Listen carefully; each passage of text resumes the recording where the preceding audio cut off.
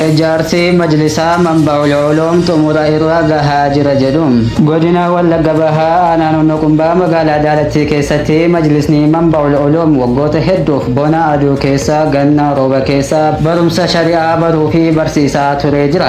Akka barsiisaan majlisichaa Sheek Arabuu Sheek Abduu jedhanitti nuti waggoota shaniif masjida jam'ii kan guddinni isaa arrabaa 50 hin caalle keessatti barataa fi barsiisaa turre jirra. Kunoo amma alhamdulillah hawaasni magaalaa Daalattii fi naannawa ishee majlisa keenya guddifachuu qabna jechuudhaan ijaarsa majlisaa eegalanii waggaa tokko keessatti bakka isin argitan kanaan gahanii jiru jedhu.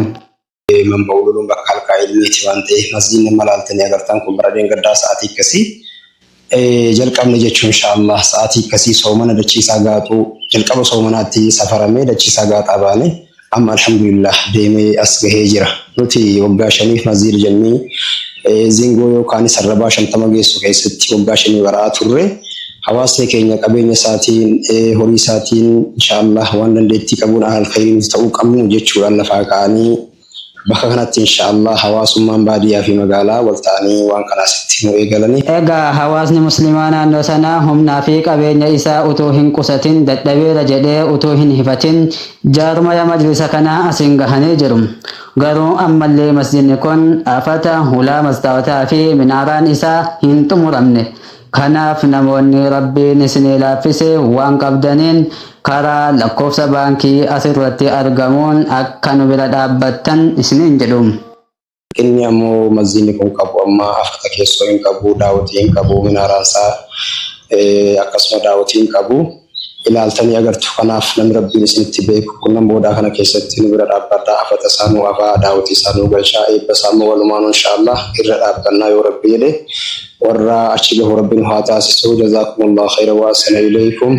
Ti'aan suuraan uummata keenyaaf du'aa'ii jabeessaa nu godha inshaallah. Baay'ee lafaanii hawaasni keenya jaalala diin kanaaf qabanirra qabeenya isaanii sangaan isaanii boorsaan isaanii waan qabaniif inshaallah akkasitti sosocho'anii as gahanii as geenye jirra.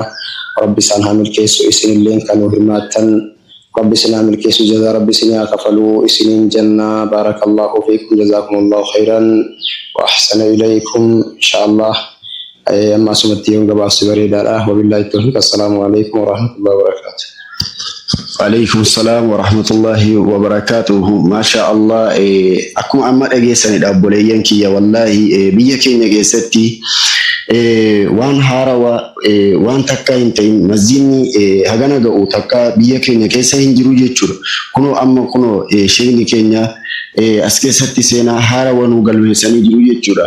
Hawaasni keenya waan qabu itti laffa'ee horii manaa qabu gurguree sangaa qarii qabu kennee kunoo masjida kana asiin ga'ee jira jechuudha. Inshaallahu ta'ala isin immoo akkuma amma argitan afata hin qabu. Kunoo mastaawatii hin qabu waan rabbi isinitti beeku hawaasa keenya ijoolleen keenya biyya alaa keessa jirtan waan rabbi isinitti beeku waan rabbi isinii kenne tuffatuudhaan maletti inshaallahu akka bira dhaabbattanii isiniin jechuu barbaada.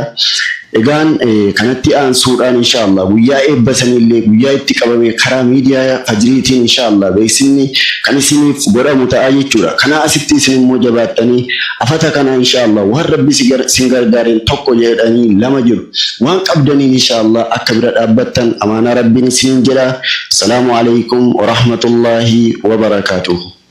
Walintaanee Wallagga keessatti majlisa haa ijaarru amantii islaamaa biyya hundaa waliin haa geenyu isiniin jenna. Wassalaamu alaykum wa rahmatullahi wa barakatuh. Daalattiin barbaadisa darasootaaf wardiyaa qaroo ilmiin gabbisee utubee dhaabu biyyaa saaqaa daandii dukkanaaf lafummaata rakkoo galma hayyuun dhaabbatee ta'e dhaloota firkoo. Daalattiin barbaadisa darasootaaf wardiyaa qaroo ilmiin gabbisee utubee dhaabu biyyaa saaqaa daandii dukkanaaf lafummaata rakkoo.